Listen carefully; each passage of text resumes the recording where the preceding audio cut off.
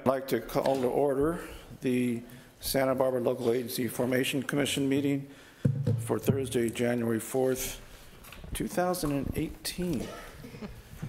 So do we have a roll call, please? Commissioner Seves? Here. Commissioner Geyer? Here. Commissioner Hartman? Commissioner Skanian? Here. Commissioner Lavanino? Here. Commissioner Morehouse? Here. Commissioner Richardson? Here. Commissioner Stark? Here. Commissioner Waterfield? Here. Commissioner Well? Here. And Commissioner Wolf? Here. Very good. Mr. Richardson, would you lead us in the Pledge of Allegiance, please? Pledge allegiance to the flag of the United States of America and to the republic for which it stands, one nation under God, indivisible, with liberty and justice for all. All right, thank you very much.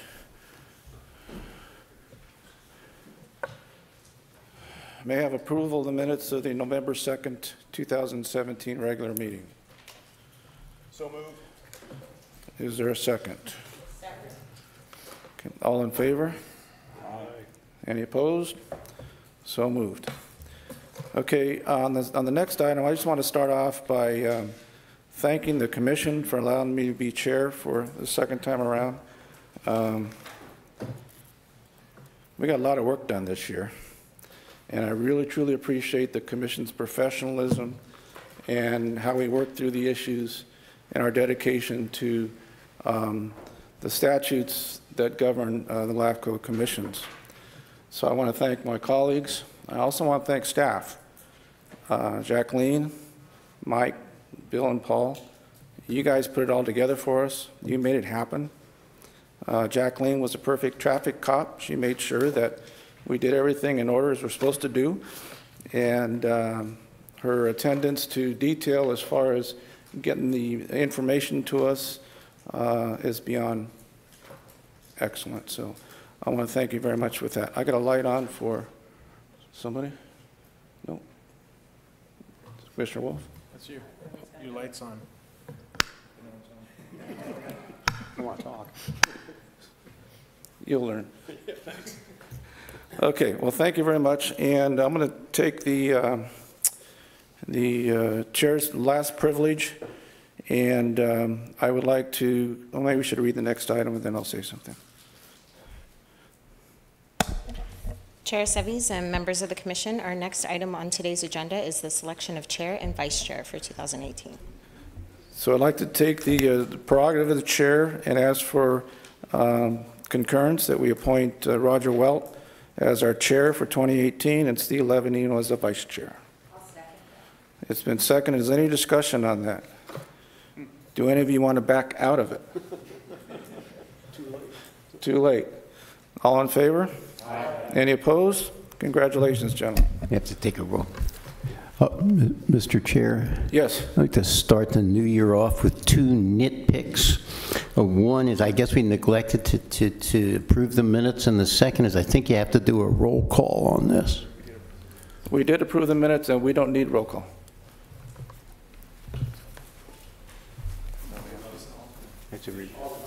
Oh, they go to the altar. I withdraw my nits and my picks. I'm going to step down after making another mistake.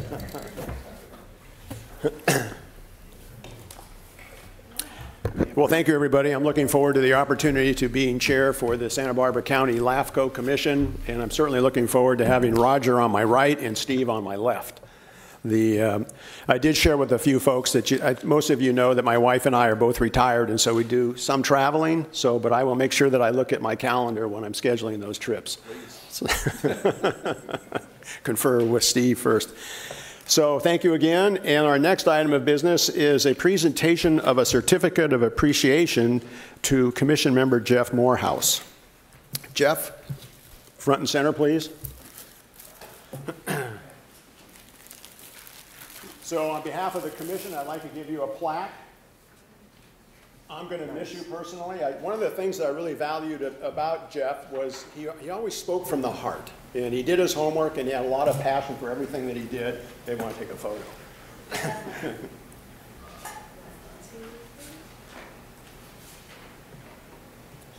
So now we have to leave. Jeff is going to go on to other adventures, and Christy, his wife, out in the audience, she gets them now. It's her turn. So, Jeff, congratulations, and thank you again for all the hard work. Well done. Thank you.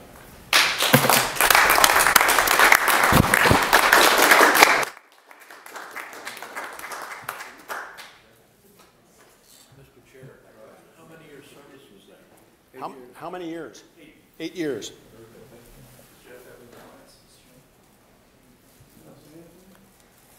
Jeff, few words? Always at a loss for words. No, I certainly appreciated the opportunity that the directors from the special districts that actually voted me in to be the special district representative, and they certainly, years ago, there certainly was a lot of animosity between special districts and LAFCO, and part of the reason why they wanted me to step up.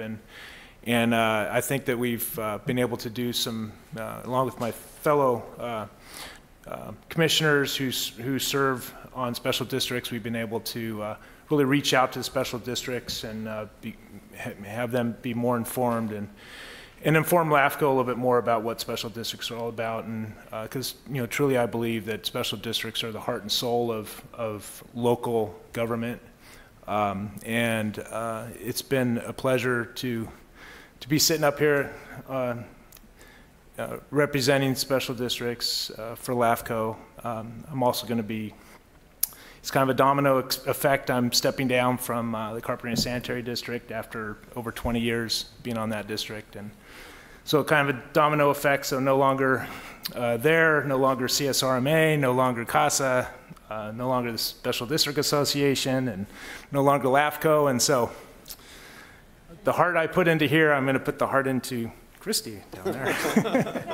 But yeah, I do have some endeavors. I'm in the midst of expanding my practice, and so it really calls for my time to be devoted to my business. And certainly I wish I could continue on for another 20 years, but who knows, maybe I'll be back in a few. But I thank you for the time. Thank you, Jeff. Well done again. The next item is public comment. Now is the time for members of the public to speak on items that are not on the agenda. Are there any requests to speak on items not on the agenda? Jacqueline?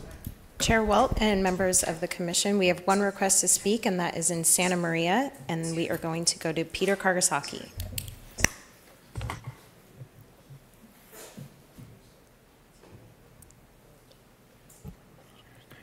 Good afternoon, Commissioners. My name is Peter Kargasaki, and I'm here to see if I can find some information regarding the Santa Rita Hills CSD, which the Santa Barbara County Board of Supervisors on November 14 of last year appointed 3 directors. I went to that meeting and I protested and brought to their attention that Paul Hood and LAFCO had written a memo on December 4, 2014, indicating that none of the incumbents filed for re-election for the November 4, 2014 election of the directors, and that effective the first Friday of December 2014, there were no directors on the Santa Rita Hills CSD, and that the bill that was brought forth to reduce the number of directors for a quorum from 5 to 3, that since the bill became effective on January 1, 2015, the process to reduce the membership of the board could not be achieved because there were no directors present, yet the supervisors approved a board of 3. I have found no records in the LAFCO meetings and nothing on the agendas regarding this CSD. I also have been informed that the County of Santa Barbara is being sued by one of the landowners, and I'm kind of curious how the county can supervisors can take action on something where there actually is a conflict of interest like that. Can you tell me if the CSD has been formed and if they're meeting? Because the LAFCO website indicates that there's a location for a meeting, but no meetings of the CSD have occurred there. Can you tell me what's going on, please? Thank you very much.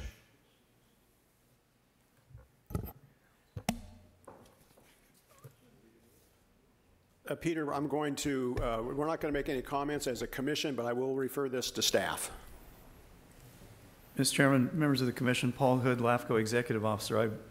I was knowledgeable of the board's action and sent out, I think, information to the commission about the appointments by the Board of Supervisors. Haven't heard anything since then from any of the appointees or anyone else regarding the Santa Rita Hills CSD.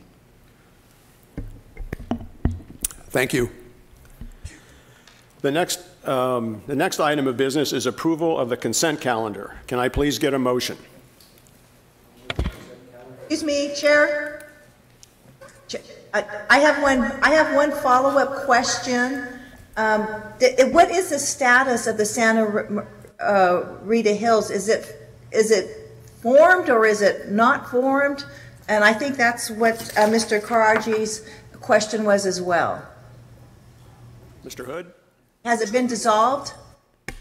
It has not, Paul Hood again, it has not been dissolved, not through lack of effort by the commission, because commission did initiate dissolution proceedings a couple of years ago, and it went to a protest hearing, and the landowners protested the dissolution of the district. So even though there were no board members on the district, it essentially has been inactive. We have sent out bills to the district as far as LAFCO funding, as we do with all special districts, but they do not have a budget, at least did not have a budget to have payments to LAFCO of the minimal amount of the contribution from special districts. And so they have been an inactive district until the appointments by the board members, and I'm not sure if they have met since the appointments or what the status is. I have not been informed of that. Do you foresee them dissolving it with the new board members? I think that would be unlikely. I'm not sure exactly what they will do because, you know, they are an independent board of directors, but since they were interested in being appointed by the Board of Supervisors, it would be unlikely, in my estimation, that they would initiate dissolution of the district. But we'll take that as it comes, and I'll keep the commission advised. Okay, so as far as Mr. Karaji is concerned, then he'll just have to keep on looking for the updates on the meetings and attend those when they do occur. Mr. Chair, if I could, we're not agendized to have this discussion. We took public comment, and it's now referred to staff, so Mr. Hood will be responsible for it. So. Okay, thank you.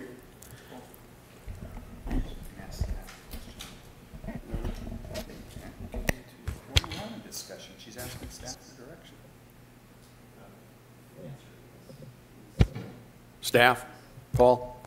I think that Commissioner Waterfield is correct that Mr. Kagasachi would need to follow up with the district board of directors. If they do have meetings, they're legally required to give notice of meetings.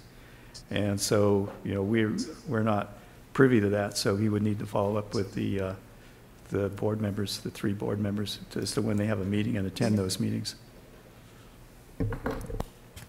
Thank you very much. Okay, now moving on. The next item of business is approval of the consent calendar. Can I please get a motion? Motion is moved. Is there a second? Second. Second?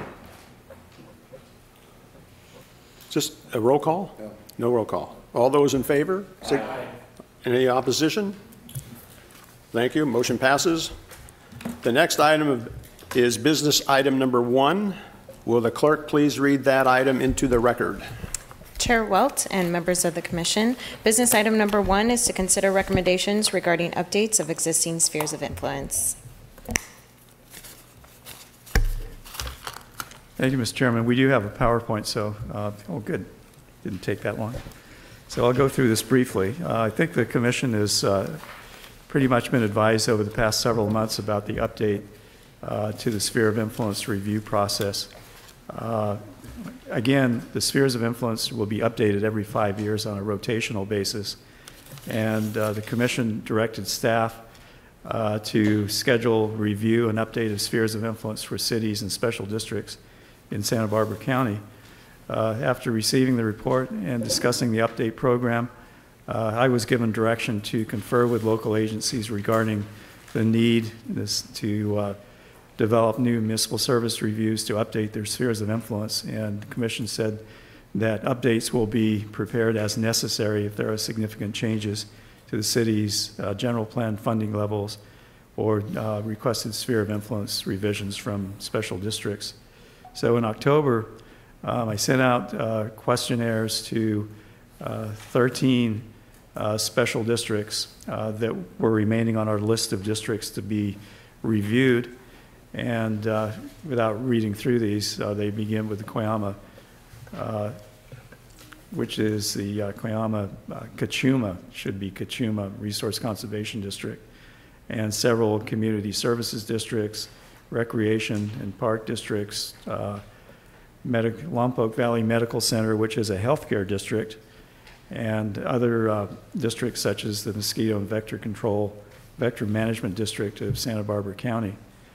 In addition, as far as the last round of updates, I requested information back from the Montecito Fire Protection District, Montecito Water District, and the Carpinteria Valley Water District, and the deadline to submit these requests was November 17th, 2017. At the time, the staff report, which was prepared for this agenda item, which was kind of a accelerated time frame because the county was basically closed last week, so the deadline was December 20th for me to get the agenda prepared. We did not hear back from two special districts, the Carpinteria Valley Water District and Mission Hills Community Services District. Carpinteria Valley Water District, as again mentioned, was back in the initial round of updates back in 2016, and Mission Hills CSD did not respond after repeated phone calls directly to the district manager and emails directed to him. They did not respond. So I would recommend, Mr. Chairman, that these two districts, that the Commission confirm the existing SOIs, and should these two districts in the future request changes to their SOI municipal service review, these requests will be looked at and considered outside of today's action, which is something that can be changed. And also, just to let you know, many of the districts that I requested respond to my need for municipal service review updates did respond with updates. So if they upgraded their sewage treatment plant, if they had infrastructure updates or differences in financing, that those changes would be incorporated into the municipal service review, and those changes would be included in the file so that when someone needs to look at the updated MSR, that they will have the most recent information. So based on the responses I received, these districts that I listed, I'm recommending that the Commission confirm and update the SOI's municipal service reviews. And I have also identified 9 independent special districts that we'll be continuing to look at that need to be reviewed, and 13 dependent districts, including 8 county service areas that I'll be looking at next, and hopefully sometime in the next couple of months, sooner than that, to send out the request letters, but in the next 2 to 3 months I'll have these remaining districts ready for Commission review and approval. And we still have one city, the city of Goleta, that did request some initial changes, and I talked to the community development director, and he is going to present this to the city council, see if they want to pursue this. So my recommendation is that determine that these actions are exempt from CEQA and confirm the existing spheres of influence for the 13 listed special districts. And I did prepare 13 separate resolutions, which actually took a little bit of time to include, which has a map and the respective annexations that have taken place. So if the Commission has any questions, then I would respond to those, but this is my recommendation, is that confirm the existing spheres, including the 2 districts that did not respond at this time. Thank you, Mr. Chairman. Any comments from the Commission? have a question, Mr. Chair, if you don't mind. Shane? Mr. Chair, members of the commission, my question is whether the results of the updated boundaries and municipal services reviews are on our website online, so they're accessible if somebody wants to look at it. They certainly will be. I haven't included them at this point in the staff report, but I will include the changes to the municipal service reviews and place them on the website. One of the new requirements is that our website have a place where people can look at the SOIs, municipal service reviews of special districts and cities, and that it's user-friendly, so one click to get to each one of those. And we're in the process of updating the website currently. Good, thank you. Thank you. You're welcome. Any other questions? If not, the chair will entertain a motion to approve.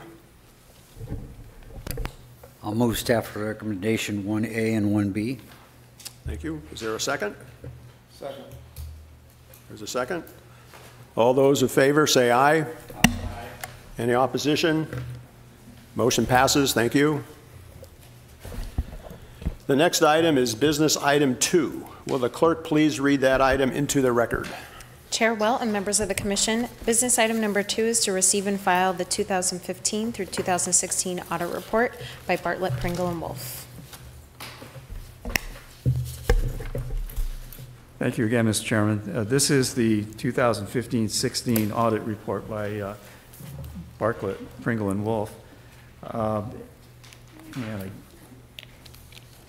think I have a PowerPoint on this, but we have been working for the past several months with staff from Bartlett, Pringle and Wolf, and John Britton, one of the principals in the firm, is in the audience today to respond to any questions, and we did hand out to your commission the final report, which is this bound green document. What was included in the staff report was the draft document because, again, there was time necessary to finalize the document with the holidays and coming back to the commission at the very beginning of January. But Bartlett, Pringle and Wolf have reviewed the financial statements for the fiscal year 16-17 and they present fairly and the financial position of the commission as of June 30th, 17. And I'll be getting into a little bit more of the budget preview and a later information item. But we had some very interesting times in 16-17 where we were required to use reserves to balance the budget. And it's not something that I really want to do, but I think it was prudent that we had budgeted, that your commission had budgeted necessary reserves to include in the budget, that we could transfer money at your commission's action to end the fiscal year in financial shape that was able to be audited and approved as sufficient, and that is something that I'm pretty proud of. And they did ask a lot of questions. I mean, this was a year that I think Jacqueline and I and the auditor's office worked on substantially because they had many questions, and we've done 3 or 4 of these in the past few years with the same accounting firm, and enjoyed working with them, and they asked very, very good questions. But we did exceed expenses by about $34,000, and liabilities increased by about $10,000, but we were able to balance the budget by transferring reserves, and I'll get a little bit more into that in our preview session. But I'm happy to answer any questions, and of course the expert on this is the CPA firm and John Britton, who is the head of the firm that looked at the audit for us. But I think that it's a very good document and realistically represents the financial position of the commission. And we pride ourselves on having a good budget, and sometimes we have to respond to proposals that are filed and pay the expenditures that are required to hold your monthly meetings, and sometimes we don't budget enough for that, and I'll get into that a little bit later. So happy to answer any questions. I know John Britton is in the audience. Thank you, Mr. Hood. Any comments, questions from the commission? If not, do we need action on this, Mr. Hood? The motion would be to receive and file the 2015-2016 audit report by Bartlett, Pringle, and Wolf. 16, 17. Oh.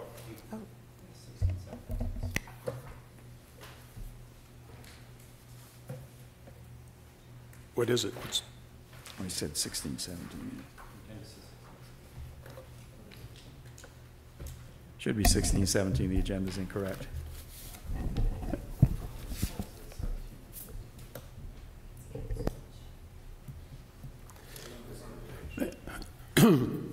May I ask a question, Mr. Chair? Go ahead, Commissioner Stark. I just want to inquire, what is the present state of the Commission's reserves? Mr. Hood? We currently, in response to your question, we currently have, and I'll get into that in a little bit in one of the later agenda items, but we have approximately 28,900 with in the current contingency balance, with 20,000 being added in the current year's budget, and they add the budget contingency at the end of the fiscal year. So we would have a total of about 48,000, close to 50,000 in reserves. Thank you. You're welcome. Do we have an answer on the date? Apparently we have two different agendas, but the 16. Yeah, 16, 17. 16, 17? Okay. We have a motion to receive and file the 2016-2017 audit report by Bartlett, Pringle, and Wolf. I'll second it. Been moved and seconded. All those in favor signify by saying aye. Aye. Any opposition? Motion passes. Thank you.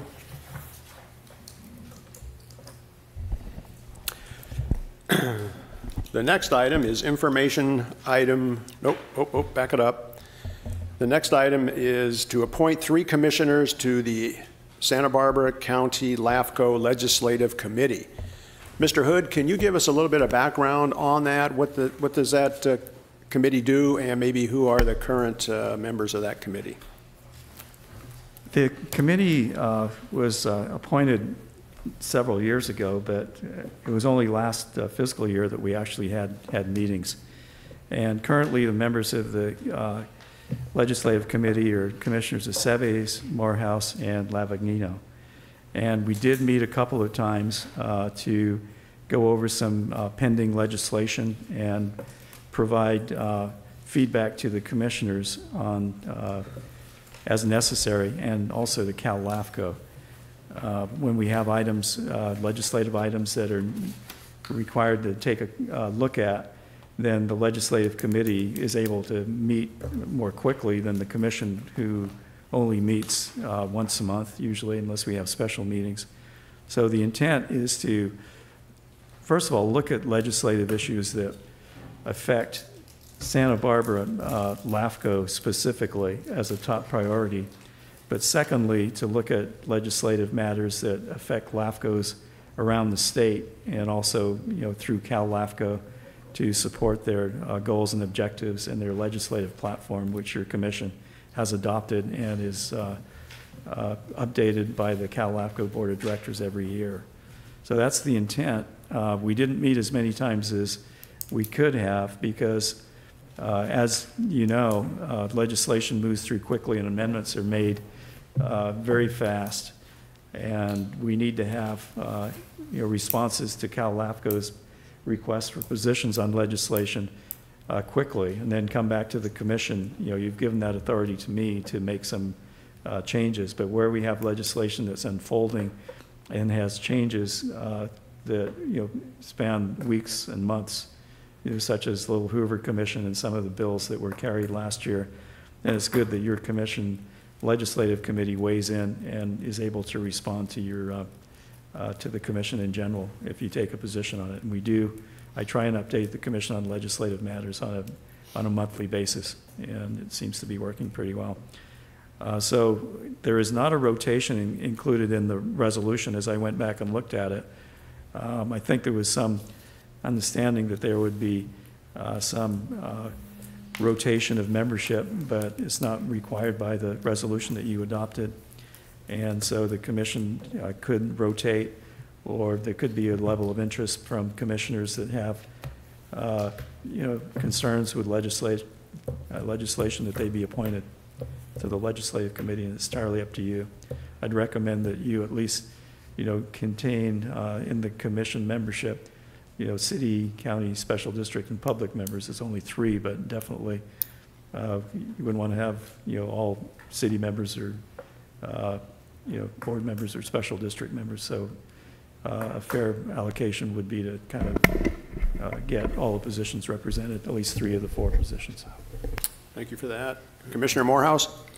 Yes, I think that we had a discussion about this before when we decided not to do the rotation. And part of the discussion was the significant involvement that special districts have in legislative issues, and then also the city members and the county.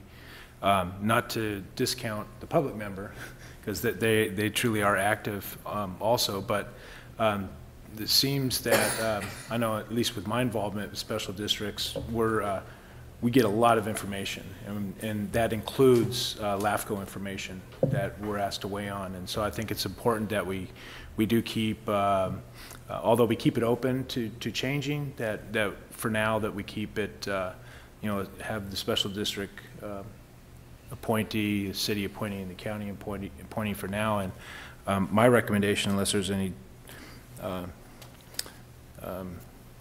input from anybody else, is that we keep Commissioner Lavanino and Aceves, and replace me with Commissioner Geyer to that commission, to that committee.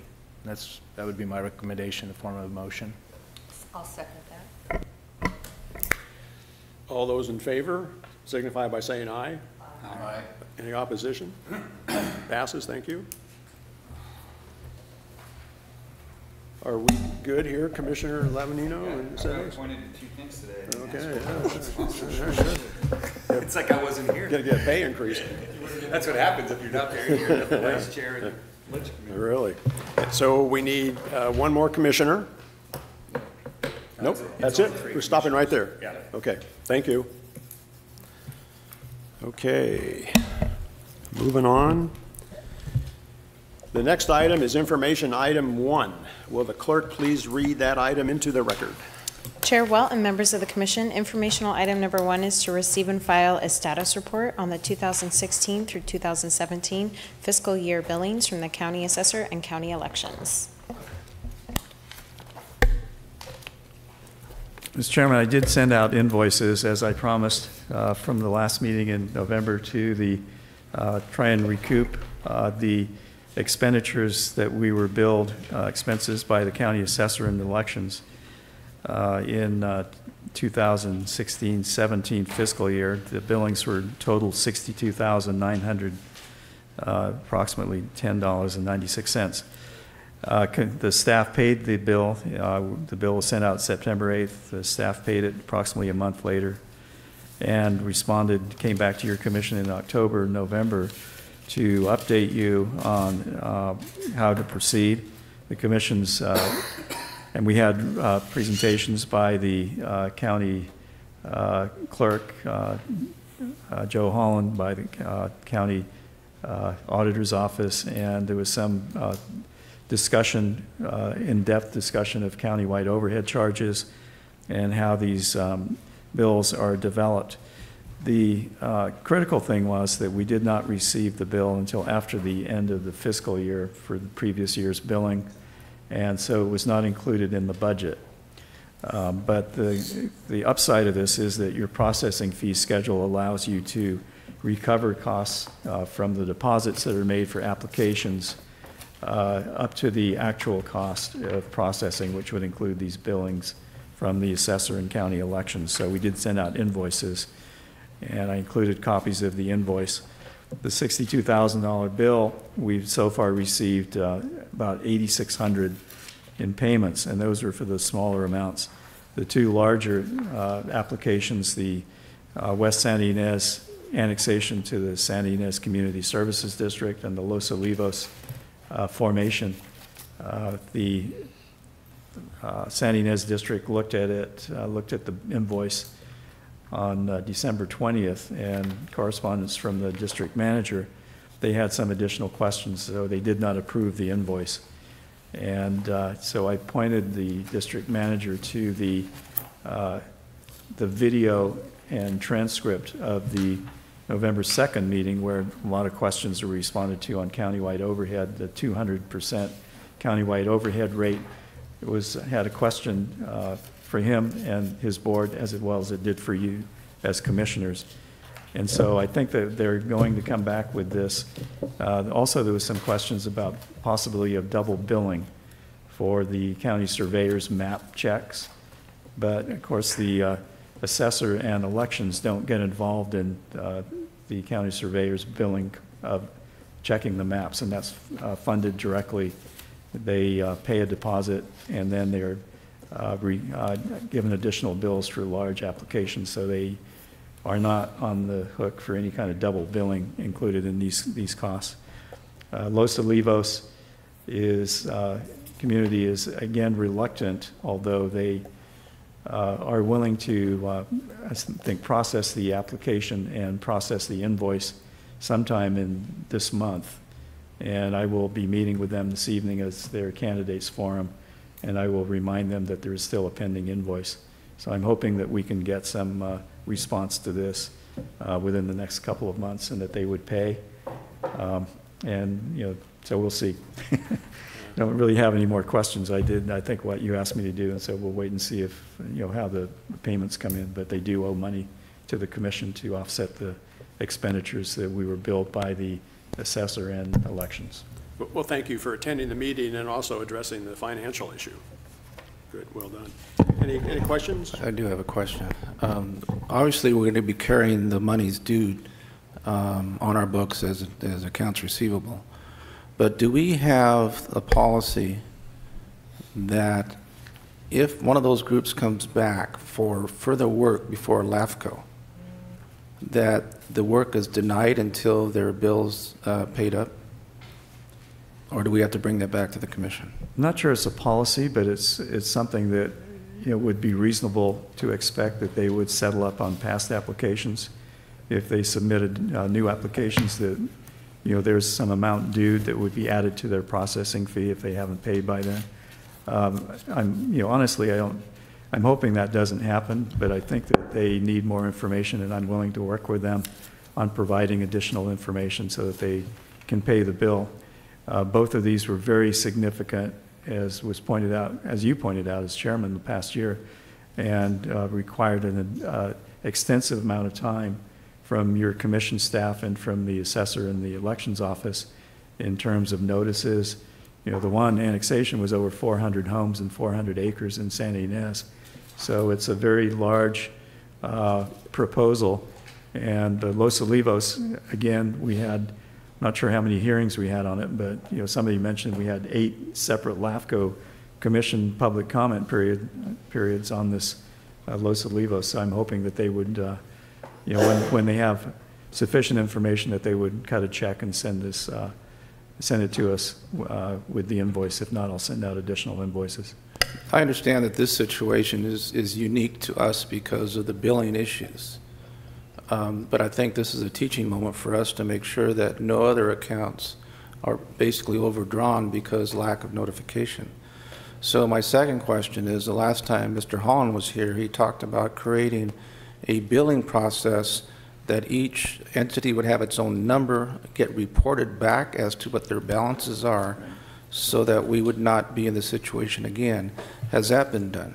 Yes, and I've received some feedback on some current applications from county auditor's office and from county assessor's office, and they are not significant expenditures at this point, so I wouldn't think that I can authorize payment and bill the applicants to recover the costs, and I think that I would bill the applicants and then make the payment, which is the way I see it. So yeah, they are updating us. And I want to get this first of all, after the fiscal year is over, so it's not included in the budget. And secondly, I don't want the whole amount, the 12 months of billing. I would rather see it billed every 3 months or 2 months if it's a large billing, so that we can go after the costs that are involved in processing the application without paying it directly out of our budget. Thank you. Thank you. Any other comments? Yeah. Greg? Yeah, I think Commissioner Sivas has a good idea. We kind of backed off a little bit on our policy manual review, and that might be a good thing to have as a policy. It can be a short policy, but it definitely is a backup for you when you get an application. If there's a policy to refer to, bingo, that's the end of the story. There is a, just as follow up on that, there is a cost indemnification agreement, real-time billing agreement that we could refer to, that when they sign that, they agree to reimburse LAFCO for the expenses of submitting the application. The policy would be a good place to reiterate that. And also in your fee schedule, which I'm going to talk about in a little bit. Thank you. Other comments? Thank you very much.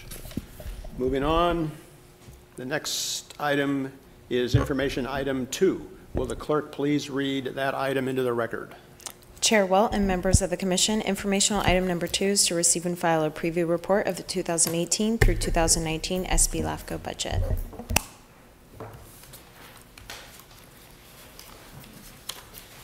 Mr. Chairman, members of the Commission, I think it's good to preview the budget before it's actually submitted to the Commission, and to highlight some of the issues. And again, I did copy county executive officer and budget staff, as well as city managers and budget staff and special districts on this. And this is kind of a result of our year-end report for 16-17 on August 3rd, where I recapped the issues relating to the budget and trying to set the stage for next year's budget. Expenditures for salaries and benefits were over by $2,700, and I'll go through this briefly, and it's in the staff report, but I think for people that don't have the staff report, it helps for me to go over it, especially since it's on, being videoed. Clerk of the board services were over by $56,000, mainly because of time. We had the Cal LAFCO conference in Santa Barbara County at the Doubletree in 2016, and processing these complex proposals. Commission will recall the Museum of Natural History, annexation, formation of the Coyama Basin Water District, Los Olivos, and for the first time the Commission was billed by the county assessor and elections. This was on previous fiscal year. So revenues from processing fees for LAFCO applications were $28,000 less than projected at year end. And again, I have, and the Commission has no way of knowing how many applications are going to be submitted. And so we are optimistic when it comes to projecting revenues, because it offsets the costs that the expenditures are billed to the funding agencies. And we did refund $8,000 to the abandoned Santa Rita Hills Bridge and Highway District. And this was something that we spent a lot of time on it, legal counsel, myself, and we didn't have the application that was accepted for filing because the cost indemnification agreement was not signed, and they were not willing to sign it, and so it was abandoned. Again, this is something that we can't predict. And then again, the situation was expanded because in 2016-17 we received a claim for $62,900 from the assessor and from elections. I already talked about that.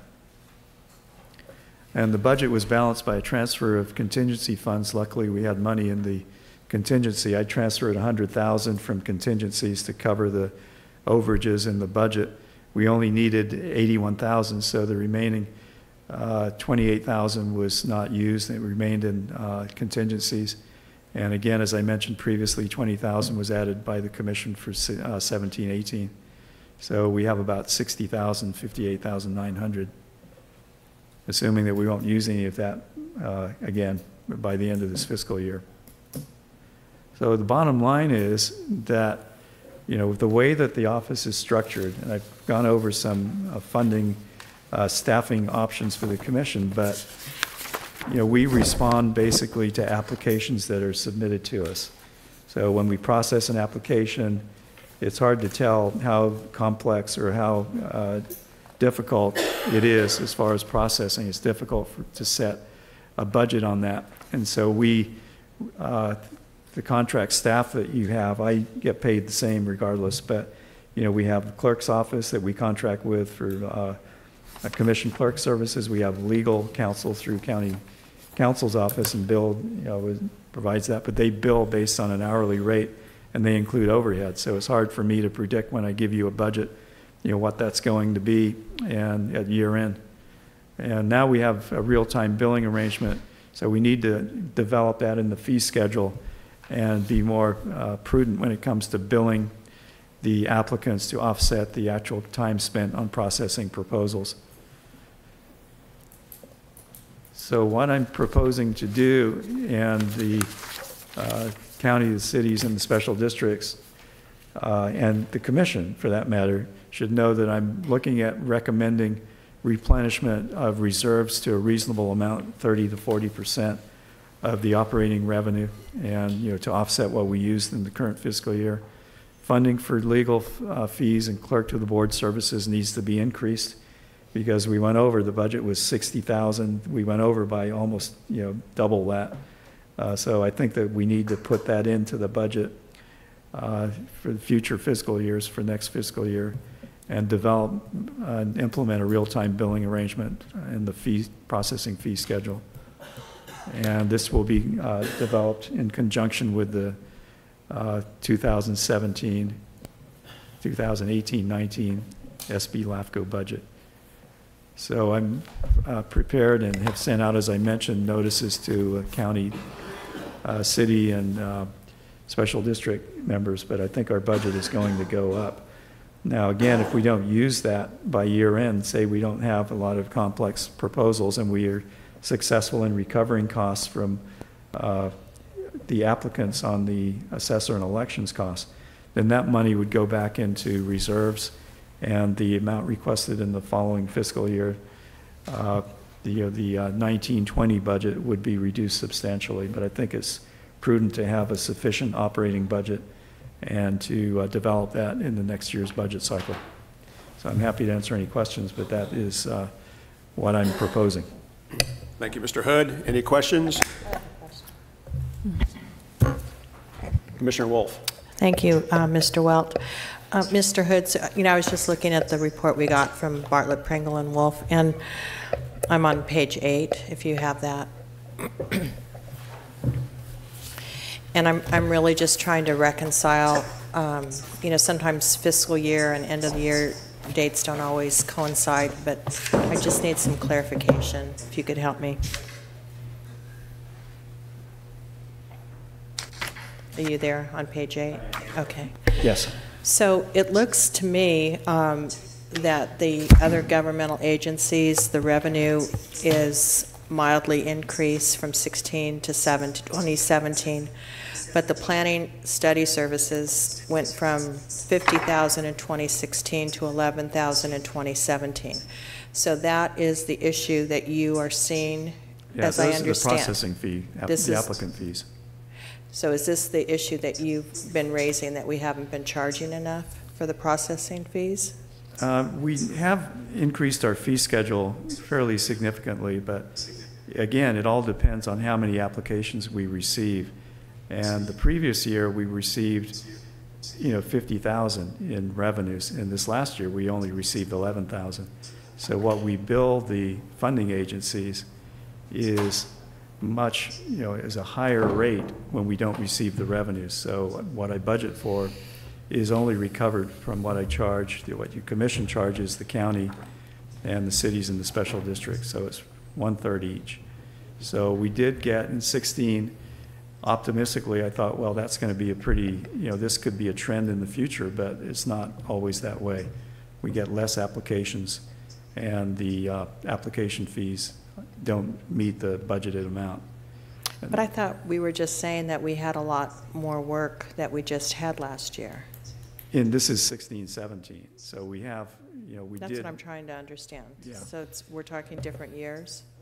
We're talking, what I budgeted for the 17 fiscal year, which was when we had approved. So the these budget aren't last year. actuals, and this is budgeted? There's there's a difference, and if John Britton was here, what I was trying to get at with him is that, you know, for instance, there was some billings that were from the previous fiscal year that were included in the current fiscal year when they were billed. So we had some billings for the June 2016, and these are revenues I know, but for the June 2016, billings were not actually processed until August of 16-17, so it's in a different fiscal year.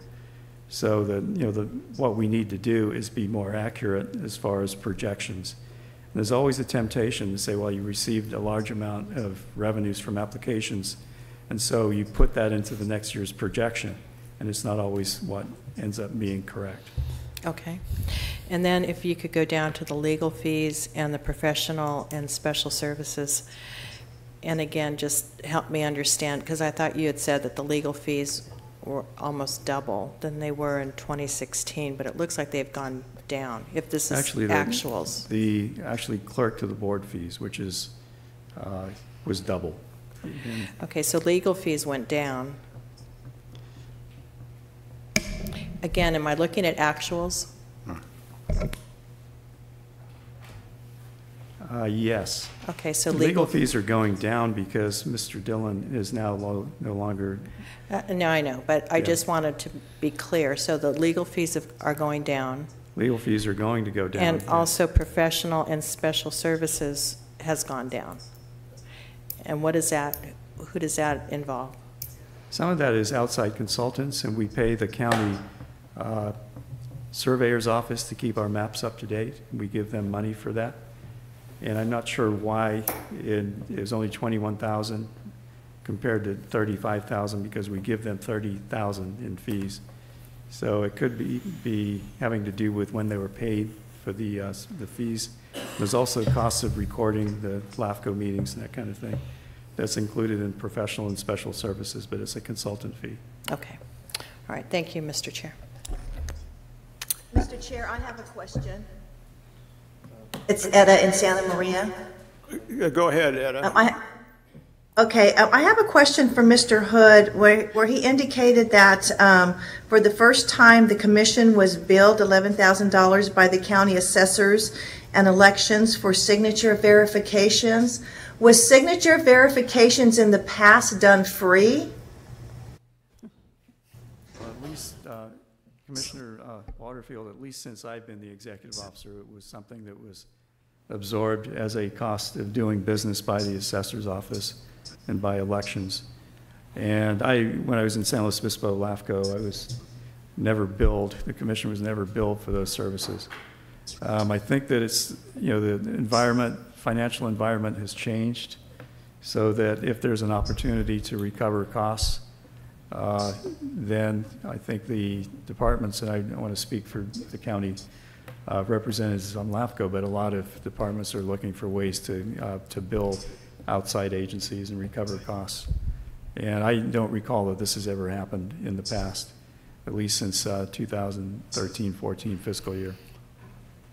So is LAFCO going to try to recover costs and recapture those from the special districts then? Or are we just going to absorb it?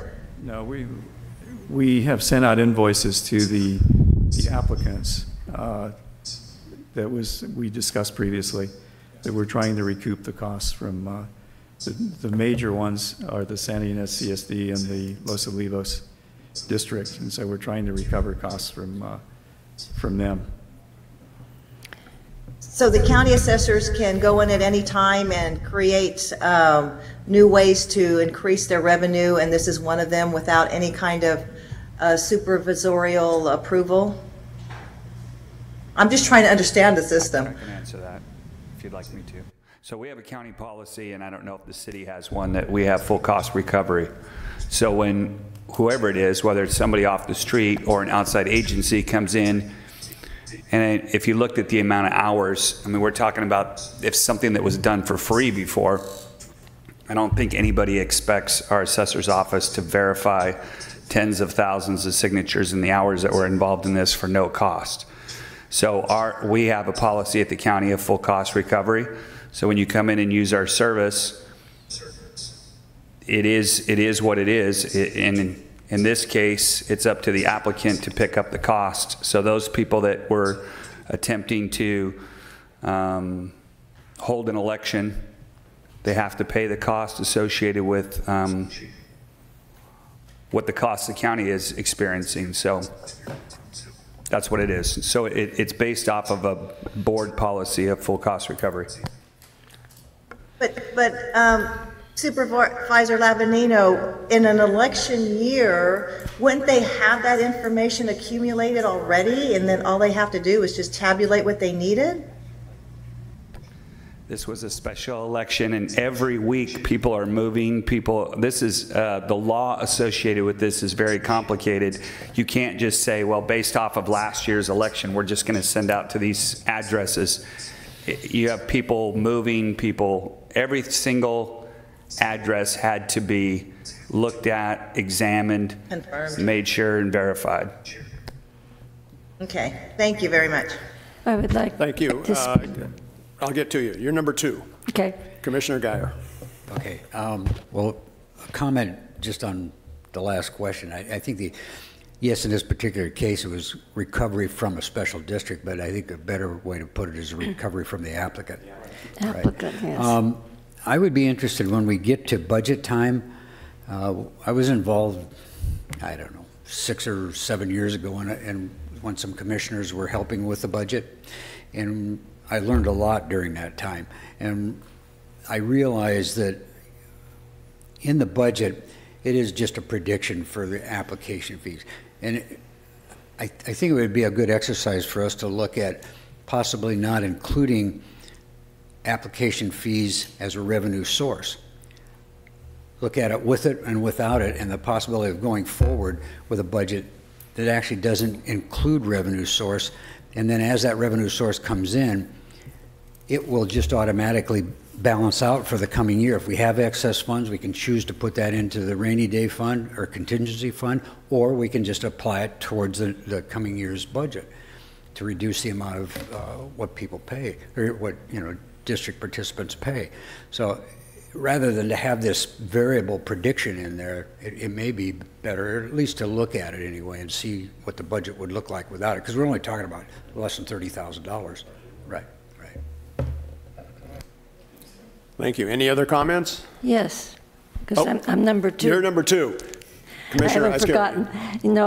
The same thing went through my mind when the speakers were up here from these various applicants were speaking, and I understand all these costs, but the thing that which I would like to see improved is that the applicants are given an itemized or clear-headed idea of how much this is going to cost them. If they're told that these examinations of the voter rolls are going to cost according to how many people are voting, that should all be done ahead of time so they can sit down and say, is this really worth it, and do we really want to go through this or not? But the surprise, the sticker shock, I think is very embarrassing to our organization, because we're the middleman in many ways on this. So I would really urge us to, no matter how painful it may be, to tell the applicant what these costs are and where they're coming from, and then they can assess how dedicated they are to continue. That's my comment. Thank you. Thank you, Judith. Number 2. I got a question also. Commissioner Seves. Mr. Hood, I know this is just a preview, but can you give me some background on our reserve fund? What facts are used to create the dollar amount? And also, is it, do the facts allow it to increase? And most importantly, is there a policy to replenish once we use it?